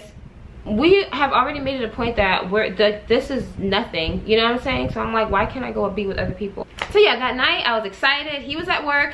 I went out and I played pool, and it was okay. Like, it was cool. Like, he showed up and he was showing me how to play pool, and I was like, okay. And we just got to kind of talking, and he was mostly talking about himself. I mean, this was basically, he is everything I thought he would be. Like, he's kind of a narcissistic. He only talks about himself. He's kind of a douchebag. He thinks he's all that. Like, but he literally thinks that he does not think these things about himself. Like, he hates that people think that about him. Literally, I got in the car because he came to come pick me up. He had all these new shoes in the front seat, and he had to throw them in the back. He was like, yeah, I just got all those. And I was like, okay. And then, like, we literally only talked about him, but I didn't care. Like, I just wanted to see what he was about. But I knew he wasn't about nothing. I knew that he didn't want nothing serious. I knew that he was going to try to act like he did. I knew that he was probably not going to have the biggest, I just knew. So after we got done playing pool, he was not giving off any vibes that he wanted to have sex. So I was like, okay, well, you know, he dropped me back off home, and I was like, well, you know, I tried. Like, I literally have been trying to, you know, get with this dude. And it's completely fine that he does not want nothing. That's cool. We just wanted to go out. He sent me these texts. Now, I was extremely drunk. Oh, my brownies. Hold on. Okay, I made myself some brownies. It's gonna get in my teeth. We get back from the bar, and I am drunk. I'm so drunk that I kind of peed myself a little bit. So I get in the shower, and I hear these text messages going off, and I'm like, oh shit, it must be Robert. No, it's him. He outside sitting after he didn't drop me off, because he walked me to the door, and I thought he was walking me to the door because he was trying to be nice. No, nigga wanted some. The whole night, the way that he was coming across, I mean, there was one point where he kind of made me feel sexy. Like, my shirt had got caught up in my roll, and I was embarrassed, and it showed like my stretch marks, and I was like, ooh, you know, I was like, it got caught in my roll, you know, I have to play it off. And he was like, I like that shit. And I was like, what he was like, yeah, those rolls, he's like, I like bigger girls. And I was just like, oh, like, I don't know why that just made me feel sexy. And he said like other things that night, like, that just made me feel cute. He wasn't even trying to. He had like a really childish way of giving compliments, but it worked for me. Some other girls would maybe like, you know, like, okay, whatever. But yeah, it just worked for me. So the text messages were basically saying like, why did you make it seem like you wanted something and you didn't? And I was like, what? So I sent him a text message or something, and I was like, I don't know what you're talking about. And he texted me back and he was like, I'm sorry, I can't believe I'm acting like this. Like, I'm just so nervous, blah, blah, blah. And that right there was sexy to me too, because he was a dude who was nervous about sleeping with me. And he was like, please just come outside, I'm outside, blah, blah, blah. So he apologized to me. He was like, I just always like wanted to be with you, and now that I have the chance, he's like, I really just don't know how to act, so I'm nervous. And I was just like, I didn't really believe it, but I was like, he was actually being very nervous. Like, even when we were playing pool, he was just like, he was being so nervous. He was just like, get whatever you want, like, just, you know, and he wasn't really trying to, I don't know, but whatever. We decided that we were gonna like grab some drinks, get a room, and do some things. I mean, we didn't decide on that, but it was implied, okay? I said, all right, you know, I left the basement, I, you know, dried myself off, I took a quick shower, and I packed up my little night bag. I took the wrong fucking bag. The bag that I took did not have my special soaps, like, you know, my soaps. I had to, anyway, he ended up getting a room, and I thought we were going back to his place, but we got a room down the street from my house at like a really nice, like, it was like a Hilton or something like that, one of those really nice rooms. We got like a full suite and everything, and then we tried to get alcohol. They weren't serving alcohol after 12, so we were like, fuck, okay. And they ended up having alcohol at the hotel, so we got some of that. We went upstairs, and he was still acting kind of nervous, and I was just like, okay, this is making me kind of nervous, you know. But I was just like, at the same time, for some reason I felt confident, because, okay, here are the factors. I had no feelings for this dude. I just really just kind of wanted to see what he was like. And I don't want to say a notch on my belt, but I want to say a notch on my belt. I was just experimenting, you know, and if something happens from there, it happens. But I knew it wasn't. I knew it wasn't, because he was too immature. And I also was just like so curious about him the whole time. I'm trying to figure out, like, you know, what's up. Obviously, you guys have figured I'm a curious person. So we get to the sex. And, you know, we're making out. I took a quick shower before already. So, you know, he goes down on me, and it's not bad. But when we're making out, he's just like complimenting like my lips, and he's just telling me like, he's like, I don't know why it took you so long to talk to me. He's like, I've always wanted to talk to you, I've always wanted to be with you, blah, blah, blah. He's just telling me that, and he's just like, you're so sexy. It's just something about being with somebody, like, he made me feel like I was doing him a favor. Like, this sexy guy who everybody's looking at, like, he literally intimidates men whenever he walks in the room. Like, guys, like, even I remember this guy told him, like, Irma's mine, like, when he walked in the room, like, literally, because he makes men feel like inferior. I think that's the right word. But yeah, he really is intimidating, but he's very nice, you know. So like, once you see that, you're like, oh, he's nice, whatever. But to other men, like, it's like they want to make sure that their girls are not looking at them. Like, he makes managers like treat him differently because they want to make sure their girl doesn't want him. Like, literally, I'm not kidding. So it was just nice that he was like thinking I was so sexy. And then when we got to the sex part though, like, you know, he wanted me to get on top, so I got on top, and the whole time, like, he's being so rough, like, he kind of like grabbed my head and he was like, what took you so long? And I was like, I don't, like, we're having like a full-blown conversation, like, I'm on top, and I'm like, what? I'm like, this is how I ride, guys. Woo, yeehaw, Texas. And I'm just playing. No, but I was just like, I was like, I don't know. I said, I thought you didn't like me. Like, we're having a conversation, guys, during sex. And I'm like, oh my gosh, oh my god. But I wrote that nigga for dear life because he just made me feel good. Like, it was just so cool. Like, it was chill, and oh my gosh. But another problem is that, like, he wanted all the lights off, and I couldn't figure out why. Like, he has the most gorgeous body I've ever been with. Like, him and Robert had a nice body, but like, his was just like it was like somebody fucking sculpted it. And I'm just like, I want to see this body that you are working on every single day. Like, he had the slim waist, like, you couldn't see everything under our clothes because we would be wearing like these certain type of clothes, but you could see his kind of. But like I didn't even know you could be that buff with like a slim waist like that. And he even told me, he was like, I've always wanted to see you like outside of your clothes, because we had to wear these coveralls. It was like I was working at a mechanic shop. It was so ugly. And yeah, he saw me outside of my clothes, for real. But yeah, it was nice. So if you guys watched the live, you know exactly what happened. You know exactly what got stuck. You know exactly what I had to do afterwards. And he didn't even tell me. I ended up asking him. I was like, wait, like, is something... Anyway, you guys know what happened. We had sex again that morning. And then we went our separate ways. Like, we got some breakfast and just went our separate ways. I was just kind of... I mean, he kept telling me, like, you know, this isn't a one-time thing. But, and I was like, whatever. Like, you're lying. Okay? And... like, he wasn't my type anyway, just little things like that. But it was still like, okay, I was like, okay, cool. Like, I just wanted to see what he was like. If I ever see him again, I don't care. Ooh, the sun is going down, so the lighting is maybe a little bit different. I don't know. All right, the days went on.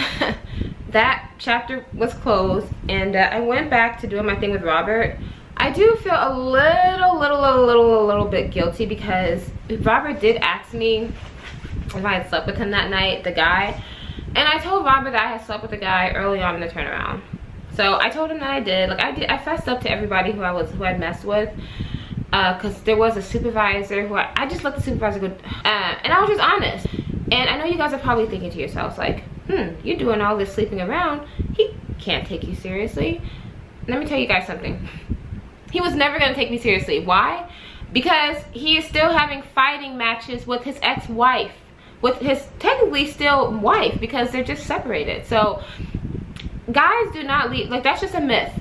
It's rare that they actually leave somebody. And I mean, even though they're not together, they're, you know, they don't live together, like they have separate everything, it doesn't matter. That's like number one. Number two, he's a grown man, and he's like a man. So he feels like he has to, no, he knows that when he comes to a woman, he doesn't want to waste her time, especially a woman my age, because he doesn't want to waste my time with all of his baggage, and he's got a lot of it. So even if we were to be together, it would be in years when he gets himself together, okay? But until then, he is just going to be having fling after fling, possibly getting back with his ex-wife, who knows? Fling. And this is not the first time that they've separated. And I didn't know all of this stuff at the time. I didn't really delve too much into it. I just knew that he was a dude who never, like, we hung out for a long time. He was never on the phone. Like he was never talking to anybody. But like, he would talk to his parents, but he was always playing a game of pool or watching movies outside or something, because there was no reception. I got reception. I have a Verizon. But yeah, I was on reception where we were at. So he was always doing stuff like that. And he was never on the phone with her that I knew of. You know, they may have been texting, and if she would be calling, he wouldn't answer. But like, if I'm married and my man is out of town for months and we're supposed to be reconciling, if he's not picking up the phone, I'm like, okay, this nigga don't want to reconcile. You know, that's all I'm saying. That's all I'm saying. Not everybody thinks like that. There are some really delusional women. The turnaround keeps going. I was like, it was crazy. Somehow I feel like I was more into us after that happened. Like, you would think that would make it worse. No, it made it better. Like, even like us, when I came back, I had like a different mindset. I was like, you know what, I'm gonna just make this a good turnaround for both of us. I started cooking for him, and then I was the main one driving, but and I would drop him to work, and then like one of our co-workers would bring him back and stuff, and I would make him lunch, because I was like, well, I like to cook. I have free time on my hands now that I'm not working 12 hours a day now. And he liked it. And then the guys at work would be like, who's making you food? Because they knew that he was not cooking his own dinner. You know, I didn't think anybody would know, but yeah, they knew. And everybody was trying to figure out who was making him food, and they all kind of knew it was me. But it didn't matter. Like, even me and him, while I was still working there, when it got to the end of the turnaround, we stopped caring about shit. Like, we were showing up together at work. Like, we were just, it was just like, oh, such a good time. And the cool thing about it was that nobody knew the entire time. Even people who he was cool with, like, did not know. And I just love that. People like stayed at the same messy motel. The same messy people did not know. And it was like, we weren't even hiding it. Like, we were having fun. So And that was a cool thing. Like, that's another reason why I felt like everything about this whole situation was so amazing. And it was amazing in different ways. Like, scratch him or anybody. I, for the first time in my life, was choosing men who I wanted to be with. Choosing people who I wanted to be with. Typically, like in relationships, in order to be with me, like I literally am not really all that interested in you, but then you wear me down and I start to kind of maybe like your personality, and then I'll be with you. Or somebody gives me an ultimatum like, okay, well, if you don't be with me right now, like, you know, blah blah blah, and I feel like I'm missing out on something or something, and I'm not. And I want to make sure I don't have brownie on my teeth. And that's how a lot of my relationships go. With both situations, I approached the guys and I made it like a thing to keep in contact and talk to them. I went up to Robert. I went up to the buff guy multiple times, and then he ended up asking me for my number. Robert asked me for my number, but still, like, it was on my terms, and I was attracted to both these people right off the bat, and I liked it, and I liked them. So, I mean, I like Robert, obviously, not the buff guy, but still, like, it was on my terms, and this was just so different for me. You guys have no idea. And that's why I just loved it. Then on top of that, nobody was being messy and talking about it. Like, nobody was trying to make the relationship hard. This one girl, somebody started a horrible rumor about her and said that she was giving this dude top, and that one of the Exxon employees caught her, and that she was doing that for like hours. And I was like, what? And this girl was the one girl who I was actually pretty cool with at the job. Like, I wasn't cool with nobody else but her, but we were okay, nothing special. But yeah, like, they started a rumor and it spread like wildfire. Like, all she did was kiss the dude. It was a married guy, and she was wrong. Because his wife was there too. Like, she would be dropping him off. But anyway, that's all they did, right? But nobody even knew. But yeah, somebody started a rumor and it spread. Like, everybody was calling her like, everybody was talking about her. Like, she didn't even do it. And if she would have got caught by Exxon giving somebody top, she would have been fired. But everybody was saying it, and I was just like, and I kept telling people, that is not true. Like, stop saying that. That's not true. Like, think about this. Like, use your common sense. If somebody got caught, you think somebody's gonna give somebody head for hours? And she was one of our main fire watches and hoe watches. Like, if there was a job, most likely she was on it, and she would be on there all night. If anything, I was the one, because I had a lot of time in my hands. Half the time I wasn't even on the job, and if I was, it was just like a chill job. So I was really surprised. But yeah, they started a rumor about her. Then this other girl ended up sleeping with one of the foremans. The foreman who told me that Robert was old. He told everybody. He was showing pictures, everything. Like, literally nobody was safe, especially the women. Like, all the men wanted all the women, but nobody was safe. Then I heard stories about like this other girl, like literally like the other two Spanish girls. Like, one of the Spanish girls slept with the foreman, the other Spanish girl. Anyway, gossip, drama, blah blah. Literally nobody talked about me. And one of my best guy friends who I sat next to at lunch, he was one of the messiest dudes there. He was always in everybody's business. He was always telling everybody's business, and he did not tell mine. So I was like, okay, we're good. And I told him that I was messing around with Robert. I also told him that I was messing around with the other guy and stuff, and he didn't tell nobody. So it just added to the experience of me being like, oh, I feel so free, I feel so cool, like I can just chill, I can do whatever I want and it doesn't matter. Like, it just added to everything. And him, one day we decided, like, let's go to Chicago. We didn't have a lot of time. We went to this place called Little Italy, and we had some really good pizza, really good pasta, and I got so drunk. I'll insert some clips so that I can show you guys. Like, when I was talking, I was honestly drunk and not really making that much sense, and I was laughing a lot. And I was not expecting that. Yay. Ooh, it's thick. Kind of like your girl, am I right? I was not reading the menu correctly. Like, I was taking too long to order. Like, I was tasting stuff. I sent something back. Like, and he likes to watch me eat, because whenever I eat, like, I thoroughly enjoy my food. So we went there. It was so good. Then we had put Ciroc in a cup and we were day drinking. My dress kept flying up. I was trying to be cute. I wore this dress that I had got in the hall. It was like a little floral dress, and it was so cute, but it was flying up downtown. Then that day we went and we looked at houses, because I was thinking about buying some little houses in the hood with the little money I had got. That did not happen at all. Then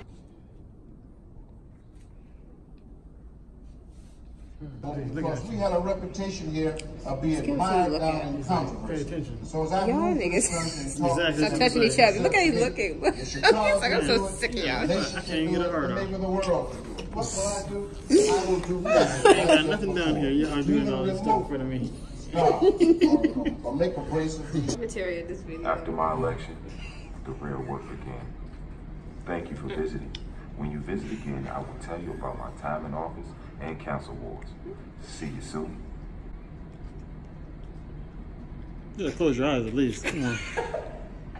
The time is coming to an end, and we both decide, like, you know what, like, we were both thinking the same thing, but I usually always have to come out and say it. I was like, you know what, why don't you ride back with me to Houston and then you fly out? Because we didn't want this to end, and he was working a lot. Like, he was working every day, but he was also trying to spend so much time with me because he wanted to get in as much time with me possible before he left. So after we decided that, he was like, yeah, I was gonna say that, but I didn't want to say anything. And I was like, you can always say something, you know?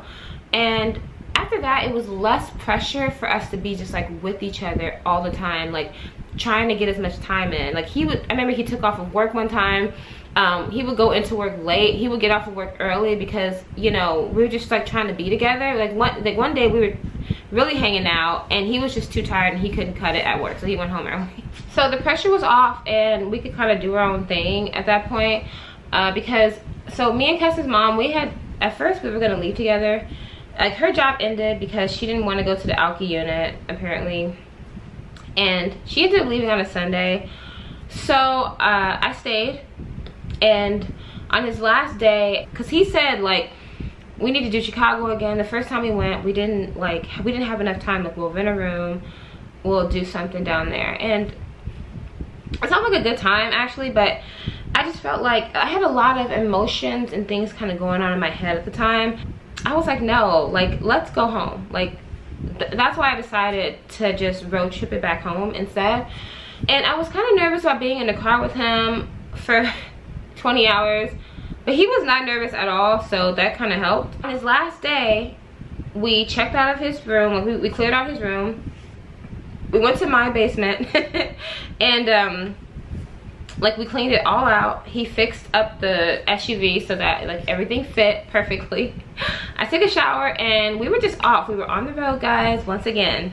We weren't really sure what we were gonna do. Oh, our first stop, this was like just an impromptu stop. We stopped in Springfield, and it kept saying like all these things about Lincoln. So I was like, okay, Lincoln's birth site. Let's see this nigga. Let's see what he's about. Nothing.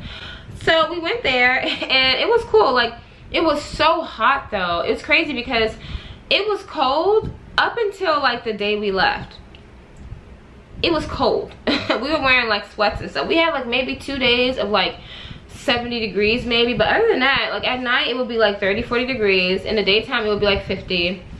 And now this day in particular, it was hot. So we went there, we looked at like the different houses and the museums. Like, you have to pay for like a 3 o'clock tour or something, but we were trying to get on the road, and we were really trying to avoid traffic, so we just like walked around. We stayed there for maybe about 30 minutes, and I had my alcohol. I was just having so much fun. Oh my goodness, just thinking about it. Like, I just love drinking. I have my little bottle, and I know that I sound like I'm just drunk on every single thing, but I was drunk a few days because it was safe to be drunk. Yeah, I had my little Ciroc in a cup, and I was just drinking and walking, blah, blah, blah. We got in the car, and it's just so funny because he was like, I can't believe I met you a month ago and now I'm road tripping. Like, finally, like, you're saying something about us. You know, everything is just so like, I don't know. But you know, a girl needs, sometimes a girl just needs a little something, you know? Like, I get it. We're friends with benefits, but still. All right. Next stop, we drove for about 4 more hours, and we hit St. Louis, and it was like, you know what? Let's go see the arch. And he was like, he's the one who said it, and I was like, okay, let's go do it, you know? So we parked, we walked to the arch, and he had a knife, so we had to go hide in the bushes. We went and we did the tour. Now, the tour is basically just like, you take a tram inside of the arch to see how it's made. You take it to the top, and then you can see, like, you know, the outside up high or whatever. And then, you know, the tour guide does a little talk or talks about the history of certain things and blah blah blah. 1935, President Franklin Roosevelt signed a bill to create a memorial on the St. Louis riverfront. Now we're in the tramway. If you walk up these stairs, that's where the arch is. And now we're waiting for the tram to come back. Now we're inside of the tram and it's going down. We were even gonna just like go eat there, but we decided to get barbecue. So we went to this place, I think it's called Puggy's. I'm not sure, but like you'll see it in the clip. Obviously I'm showing you guys clips right now. And that barbecue was so good. I ended up getting a brisket sandwich. They put so much brisket on there that I was able to eat like 2 sandwiches out of it. They didn't give you enough bread, and the sauce and the barbecue sauce was so delicious, and they were closing. So we grabbed that, and then we got back on the road. And we just drove for the rest of the ride. Like, we didn't stop anywhere really because we had enough food. And he drove majority of the way, but I ended up driving I drove about 6 hours, 6 or 7 hours. And like my drive took a little bit longer because mine got kind of heated at the end. Like we started talking because he just wanted to know more in depth about my partners and stuff, and I was just like, oh my gosh. I even remember like there was this one point in the trip where his ex called, and she had called like 5 times. And at first I made a joke like, I'm gonna answer it, and he was like no, don't, please. And I was like, I'm not. I was like, but she's calling multiple times and we're in my car, so I will end it. And I mean, he didn't want to answer because you know, whenever she gets into her moods, like whenever things are not going her way, she may not be having a good day, she'll call him to yell at him, you know, because she feels like, you know, and a lot of things that he did cause a lot of things he's going through right now, and it just brings back up things. So I don't know, not my business, don't really care, honestly. Anyway, we kept driving, and we made it back home, and we just spent like a couple days together. Like we got here on a Wednesday, he left that Saturday morning, and it was just so great. Like, okay, we were not getting nothing done. I needed to file my unemployment. I needed to make phone calls. I needed to pay bills. I needed to do a bunch of stuff. So did he. We weren't getting shit done because all we were doing was like, you know, I don't know, we were just spending time with each other, being intimate, like just all that good stuff. And then obviously Mother Nature came down. Literally for the last part of him being here, it came down. I was just like, you know what, I give up. Like, we're just so into each other and just hanging out and being together that it didn't even matter. Like, it was just like whatever. But I felt like I was like letting him down, and he kept telling me like, it's okay, like we really don't have to do nothing, it's cool, you know what I mean? But I was so horny. And you know, who doesn't want to get it in with this person who makes you feel amazing? Who doesn't want that? I want that, okay? And kind of put like a damper on it. But and I mean, but we still ended up having a good time. Like, I remember we went to Texas Roadhouse and I got drunk. Then we were like, we're gonna go to the movies, we're gonna go to Slitter Bar. We kept saying we're gonna do all these things. We were like tired, especially from that long road trip. We needed a day to like rest and like get everything together, and then we could start going out. But we just ended up just kind of wanting to be together. It was just like whatever. And then we went to Chili's. I also got drunk there. He got a little tipsy too. And we just did a couple other things, but mainly it was just like being at the house, chilling, watching movies, sleeping, just, you know, a little quality time. And then it was time to go. So that morning we drove to the airport. We ended up going to the wrong one. We went to Hobby Airport at first, then we went to George Bush. We had to like book it because we then were like becoming late because we had to drive like, I think they're like 25 minutes away from each other, I'm not even sure, but he was going like 90, y'all, 90. And on the way, you know, I just couldn't help myself. I had so many questions that I never asked him. I was feeling like all kinds of ways, like I don't know, I just felt so good. And it's not like I was fine with him leaving. I was fine with him going back home because he needed to go back home. I don't have myself together, and because I'm not comfortable with him enough, I can't do the things that I want to do naturally, you know?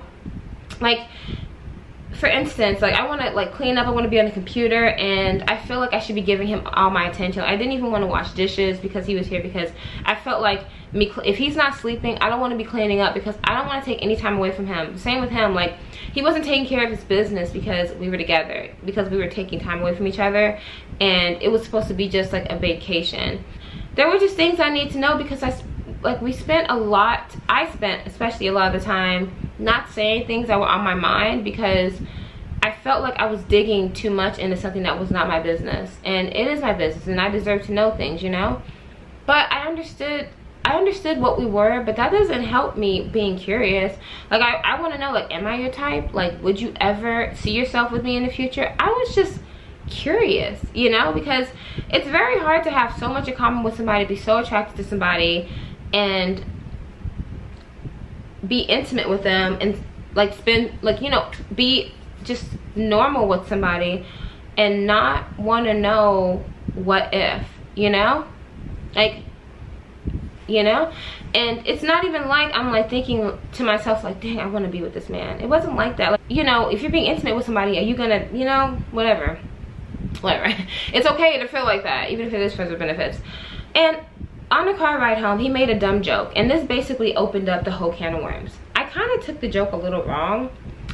He said something like, okay, the last time we did it, he kind of left a little slow. So he made a joke when we were talking about it, and he was like, yeah, I should have blopped in you.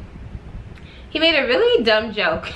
Now, when you say some shit like that, I wasn't really thinking. I was on my monthly, so I mean, you know, nothing's gonna happen, most likely. But I thought he was so stupid, and he was like just throwing it out there, you know. But I wasn't thinking like that. Like, so I asked him, cause like when you say some shit like that, I'm like, nigga, you must want kids, okay? So I just asked him. I was like, you ever see yourself having kids with somebody like me? Do you think you could have kids with somebody like me? I just asked him. He was like, hell yeah, of course I could. He was like, are you serious? He was like, and I was like, I just wanted to know, because this whole time it's just been friends with benefits, fling, blah, blah. Like, I just was curious, you know, not that, what's it gonna do? We're not gonna have kids today, we're not gonna have kids this week, who cares? And he was like, of course. He was like, you're beautiful, like, I think you're so pretty, and your personality, like, just everything. I definitely could see myself having kids with you. And then he's like, well, let me ask you, like, could you see? I mean, he already knows the answer to that. And I was like, yeah, like, what the fuck, nigga, I love you. I just like, no, but seriously, I was just like, yeah, like, what the, y'all know I always make that joke, like, nigga, I love you. But yeah, that's what we were talking about. And so I was just like, okay, you know. And I didn't really know how to feel after that. I was trying to stop myself from smiling. Like, I was like this, and I kept looking out the window, because I was like all smiles, like my dumb self. Like, oh my gosh, I don't know why that just, yeah.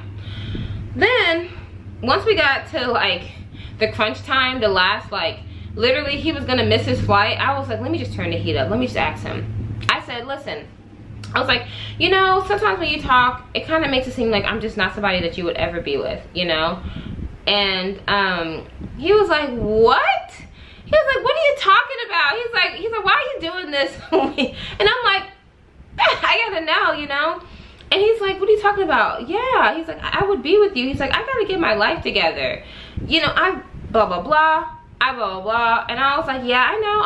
I'm just asking you. He's like, you know, and he's basically just telling me that he would not want to waste my time right now being with me, and he's not where he wants to be at. And I get that. And you know, guys, I know that some of you are going to comment and say, well, you know, you can always build him up and make him up. And I'm like, no, he has got to do this on his own.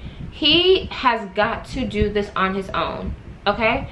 Am I in a position to help him? Probably. I mean, I feel like whenever you have a good partner with each other, like, yeah.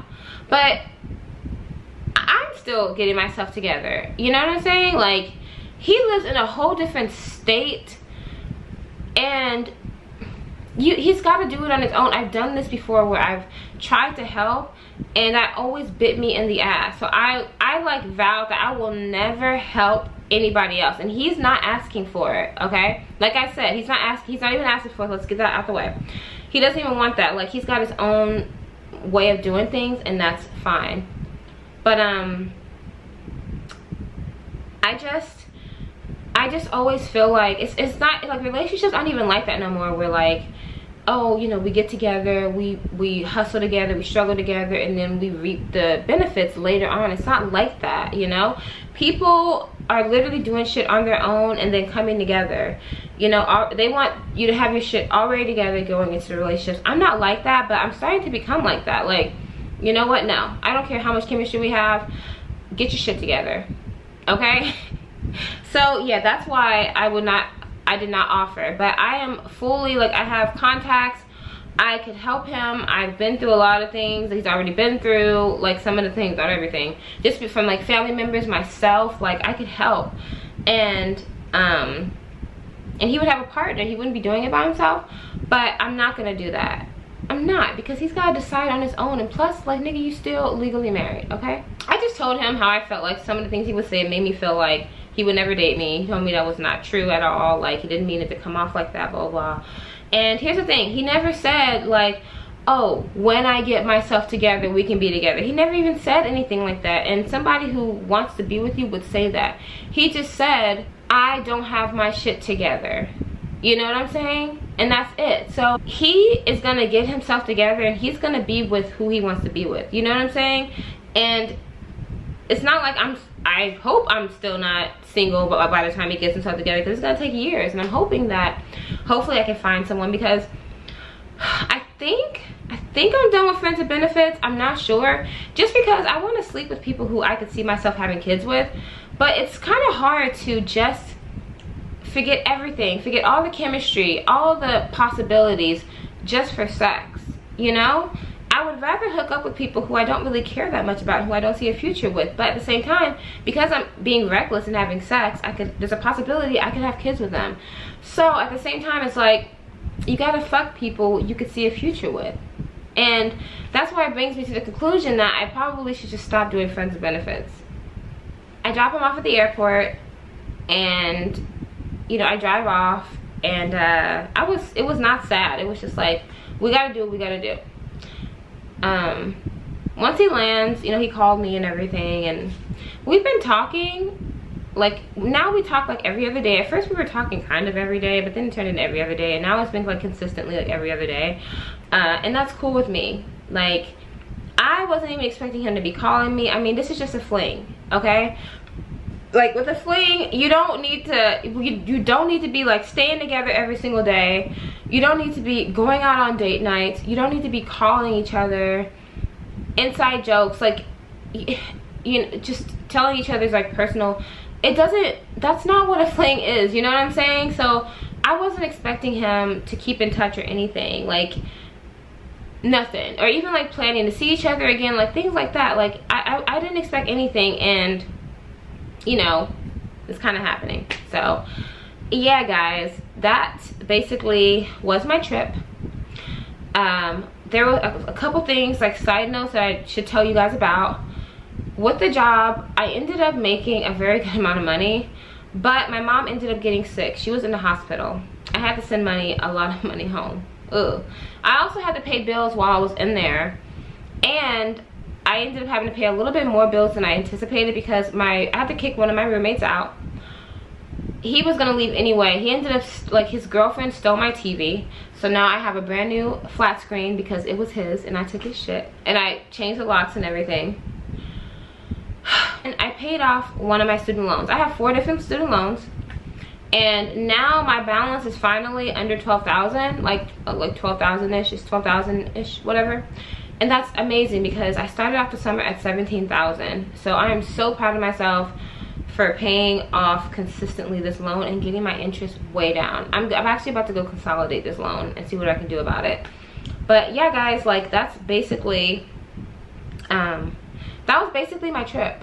That was 2 months in about an hour and a half of just so many things that I didn't even go into detail about. Like, I almost wish that I would have vlogged, but I didn't. I brought my camera with me, and I didn't because we were in the moment. I didn't want to put a camera in his face. He didn't know me, and at the time, like, he just made me so happy. That's all I need from somebody. I don't need to be with you. You know what I'm saying? I feel like people can do different things for you in different ways that they have no idea. He has no idea what he does for me. You know, he doesn't know, and he's never gonna know. He has no idea like that he put an impact on my life, and that's like a little embarrassing to say like out loud, but it's the truth. And nobody really impacts me like that. Like nobody makes me feel like that. So I wish more people did. Maybe I need to go, maybe I'm in the wrong place. Like I'm unmotivated, the men here suck. Maybe I need to get the fuck out of Dodge, you know, and get the fuck out of here and see what else is out there. You know what I'm saying? I don't know. But yeah, guys, thank you so much for sitting through this video. I hope you guys liked it. Tell me your opinions. What did you guys think about this whole situation? I already know what you think. I honestly typically never go for like fall for that whole married guy thing, but he was never talking to her, and he even told her that, you know, he was with another girl. And it's like, okay, if you still want to be with somebody after that, and he's told her about other women that he's been with, and he's hoping that she finds somebody too. If you're okay with that, then that's on you. That's completely on you, because you're okay with him sleeping around then. Okay, whatever. So that's my whole deal with that. But other than that, guys, I had a really good trip, and if you guys have any questions, let me know down below. And until then, y'all, on to the next trip. Bye.